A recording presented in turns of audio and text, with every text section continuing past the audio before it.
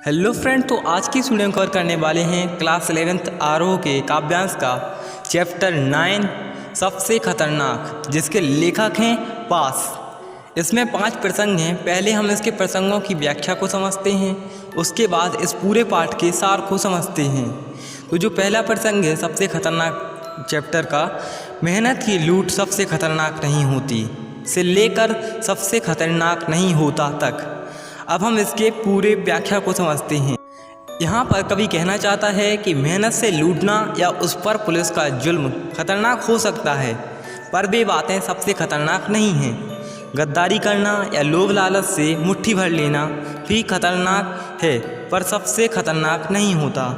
निरपराध को पुलिस पकड़ ले जाए, किसी बेकसूर को अगर पुलिस पकड़ ला जाए, कोई सिर्फ चुप रहने के जुर्म में पकड़ा जाए, ये बातें बुरी हैं, पर ये भी सबसे ज़्यादा खतरनाक नहीं हैं। कोई सच्चाई के मार्ग पर हो और कपट के माहौल में उसे कोई ना सुने, पढ़ने लिखने की सुविधाएं ना होने पर भी कोई परिश्रम करे और जुगनू के प्रकाश जैसे सहारे आगे बढ़े।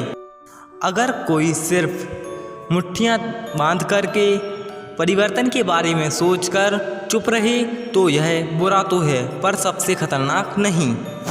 अब यहाँ पर एक शब्द का प्रयोग किया गया है, सबसे शब्द का प्रयोग महत्वपूर्ण है, क्योंकि कवि कुछ खतरनाक या बुरी स्थितियों का उल्लेख करता है, पर उन्हें हमारे लिए सबसे खतरनाक नहीं मानता। अब हम इसके दूसरे प्रसंग की व्याख्या को समझते हैं। सबसे खतरनाक होता है से लेकर हमारे सपनों का मर जाना तक। इसकी व्याख्या को कहते हैं, यहाँ पर कवि के हिसाब से ऐसी शांति जहाँ पर कोई हलचल ना हो, सब मुर्दों जैसे चुपचाप पड़े हों, जो भी उन पर आ पड़े उसे बिना तड़प चुपचाप सहन कर जाते हैं, तो यह शांति ही सबसे खतरनाक है, क्योंकि तब मनुष्य ऐसी स्थिति में उबरने में के बारे में सोचना भी बंद कर देता है, और सोच के बिना क्रांति होना असंभव है।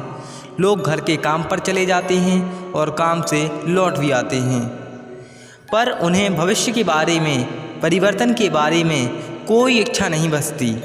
उनके सपने भी मर जाते हैं। यही दशा सबसे ज़्यादा खतरनाक है। अब हम इसके तीसरे प्रसंग को समझते हैं। सबसे खतरनाक वह घड़ी होती है से लेकर लक्ष्यहीन दोहराव के उल्ट फेर में खो जाती है तक। इसकी व्याख्या को समझते हैं। कवि उस घड़ी को भी सबसे खतरनाक मानता है जो कलाई में बंधी होती है, चल रही होती है, आपको ठहरी हुई लगती है, क्योंकि वही कोई बदलाव नहीं हो रहा है, जिससे लगे कि समय आगे बढ़ रहा है। वो आंखें भी सबसे खतरनाक हैं, जो देखती तो हैं पर बर्फ़ जैसी ठंडी हो गई हैं। विद्रुपतियों को देखकर उनमें कोई प्रतिक्रिया ही नहीं होती, उनमें किसी के प्रति प्यार नहीं झलकता। वे आंखें तो जैसे हर चीज़ पर यूं ही ढुलक पड़ती हैं, प्रतिदिन की घटनाओं को चुपचाप पी जाती हैं और उद्देश्यहीनता में खो जाती हैं, मतलब उनका कोई उद्देश्य नहीं रह जाता। अब हम इसके चौथे प्रसंग की व्याख्या को समझते हैं। जो शुरुआत होता है, सबसे खतरनाक वह चांद होता है से लेकर जो गुंडे की तरह अकड़ता है। अब हम इसकी व्याख्या को समझते हैं। समाज में आए दिन अनेक नृशंस हत्याकांड होते हैं, लोगों के घर आंगन वीरान हो जाते हैं। ऐसे घरों चांद की चांदनी हमें चुभने लगती है, पर हम इतने संवेदनशील हो गए हैं कि हम पर कोई प्रभाव नहीं पड़ता। पर ऐसी स्थिति में कवि के अनुसार सबसे खतरनाक है। यही स्थिति को कवि सबसे ज़्यादा खतरनाक मानता है। ऐसे ही हत्याकांडों में, शोक संपत्ति में लोग करुणा भरा गीत गाते हैं, बिलखते हैं, हमारा ध्यान आकर्षित करना चाहते हैं, पर वह गीत हमें शोक गीत नहीं लगता।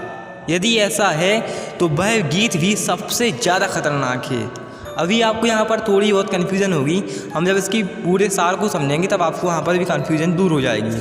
अब हम इसके 5वें प्रसंग की व्याख्या को समझते हैं। सबसे खतरनाक वह रात होती है से लेकर खतरनाक नहीं होती तक। अब हम इसकी व्याख्या को समझते हैं। यहाँ ऐसी डरावनी रात की कल्पना की गई है जो जिंदा आत्माओं के ऊपर छा जाती है, उनके जीवन अंधकार से भर जाते हैं। ऐसी रात को उल्लू और गीदड़ भी डरावनी बना देते हैं। चारों ओर दरवाजे बंद होते हैं, ऐसा लगता है जैसे अंधकार इन दरवाज़ों से चिपक गया हो, जो कभी दूर नहीं होगा। सूरज पश्चिम में डूबता है और पर आत्मा का सूरज जिस दिशा में भी डूबे वह दिशा सबसे खतरनाक होती है। जहाँ भी लोग आत्मा की आवाज़ सुनना बंद कर दें वही सर्वाधिक खतरा होता है। आत्मा के मर जाने पर उसकी कोई मुर्दा छाप आपके हमारे शरीर से चिपक जाए, हमारी पहचान बन जाए तो वह भी सबसे खतरनाक स्थिति है। वैसे मेहनत की लूट, पुलिस की मार, गद्दारी, लोभ, लालच सबसे खतरनाक नहीं होती, यहाँ पर कवि कहना चाहता है। अब हम इस पूरे पाठ के सार को समझते हैं। सबसे खतरनाक कविता एक और कवि की गहरी संवेदनशीलता को व्यक्त करती है तो दूसरी ओर उसकी परिवर्तन वाली राजनीतिक विचारधारा को भी व्यक्त करती है। यह कविता दिन पर दिन क्रूर होते जा रही है, समाज के भद्देपन को और भयानकता को चित्रित करती है। इन समाज में विरोधों से जूझने का अभ्यास छूटता जा रहा है। लोगों में अजीब सी तटपता आ गई है जो खतरनाक है। कवि उसी संवेदनशीलता को उजागर करता है जहां आत्मा की आवाज़ कोई नहीं सुनता, जड़ता को बदलने की कोशिश कोई नहीं करता, अपना सपना साकार करने की लालसा नहीं रह गई। यह सबसे खतरनाक बात है। यानी कवि कहना चाहता है कि हमें अपनी आत्मा की आवाज़ को सुनना चाहिए, उसको पहचानना चाहिए। हमें कभी भी एक मुर्दे की तरह नहीं रहना चाहिए, हमेशा अन्याय और के खिलाफ खड़ा होना चाहिए। अपने सपनों को साकार करने के लिए हमेशा प्रयास करते रहना चाहिए। यदि कोई व्यक्ति अपनी आत्मा की आवाज़ को नहीं सुनता तो उसे ही कवि सबसे ज़्यादा खतरनाक मानता है। जहाँ पर लोग मुर्दे के समान रहते हैं कि उनके ऊपर कोई भी आए, कोई भी अत्याचार कर जाए, अन्याय कर जाए, पर लोग अपना मुंह नहीं खोलते, वहाँ पर कवि कहता है कि यह स्थिति सबसे ज़्यादा खतरनाक है। फ्रेंड्स, यदि आपको यह वीडियो से चैप्टर समझ में आया हो तो लाइक करें, कमेंट करें, शेयर करें, सब्सक्राइब करें। Thank you so much.